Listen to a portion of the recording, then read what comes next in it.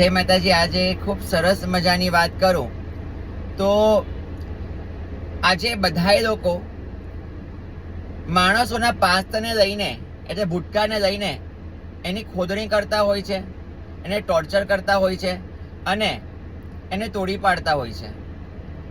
પણ માણસમાં જ્યારે સહજ બદલાવ આવે, એનામાં ચેન્જીસ આવે અને એ કોઈ સારું કાર્ય કરવા જતો હોય તો પ્લીઝ એને એક્સેપ્ટ કરતા શીખો, એને સપોર્ટ કરતા શીખો.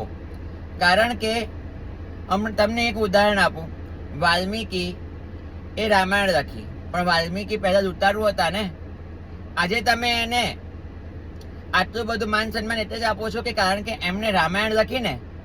તમે તો એવું નહીં કહેતા ના વાલ્મીકી તો લૂંટારુ હતા. તો એવું ટોર્ચરિંગ તો નથી કરતા, કારણ કે એને સારું કામ કર્યું. ઈશ્વરના એમના હેઠળ એમને રામાયણ લખી. તો આ કળિયુગ છે. કળિયુગમાં ભૂતકાળ બધા ના જ હોવાના. અને કોઈ આજે કળિયુગમાં ભૂતકાળમાં કોઈ બી જે બી વ્યક્તિ જેણે બી કેવું બી કર્યું હોય, કેવો બી વ્યક્તિ હોય, એ છોકરો હોય કે છોકરી હોય, કોઈ બી હોય એની XYZ, તો એને પ્રેઝન્ટમાં અને ફ્યુચરમાં એનો પોતાનો બદલાવ લાવે છે ને, તો એને એક્સેપ્ટ કરો. કારણ કે આજે કોઈ સતી નથી. અને જ્યારે તમને એવું લાગે ને કે મારે કોઈને ભૂતકાળના ઉપર પિનપોઈન્ટ કરવું છે, તો પહેલા પોતાના છે ને આમ ગીરાબાનમાં ઝીકી દેવાનું કે પહેલા આપણે શું કર્યું હતું, કેવા હતા અને શું કરતા હતા.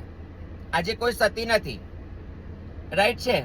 તો મારો કહેવાનો મતલબ એમ છે કે જો તમે તમારા ભૂતકાળને તમે ગીરીબેનમાં ઝાંકીને જુઓ તો તમે સામેવાળાને બી તમે કંઈ કહી નહીં શકો.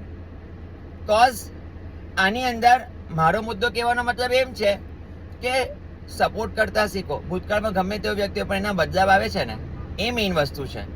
તો તમે એને આગળ વધારો, મોટિવેટ કરો, જેથી આ જીવન તમારી સાથે એ ખુશીથી જીવી શકે. બાકી મેં જોયું છે ભૂતકાળને જેવું બી કોઈ પિનપોઈન્ટ કરવાની કોશિશ કરે ને, કે ભૂતકાળને આપણે કોઈ એના વિશે બોલે અને ટોર્ચર કરે ને સામે વ્યક્તિ એને પ્રતિકાર આપે ને કે તારું ભૂતકાળ આવી રીતે, તો મેં જોયું છે આજે લોકો ઘરેલું હિંસા થાય છે, હાથ ચાલાકી કરે છે અને ગાળો બોલે છે અને એને અવતારી પાડે છે. કેમ? કારણ કે એને પોતાના ભૂતકાળને સાંભળવાની તાકાત નથી હોતી. આ જ મારો મુદ્દો હતો. સમજો અને જેને શેર કરવા જેવું લાગે ને એને શેર કરી દેજો. જય માતાજી.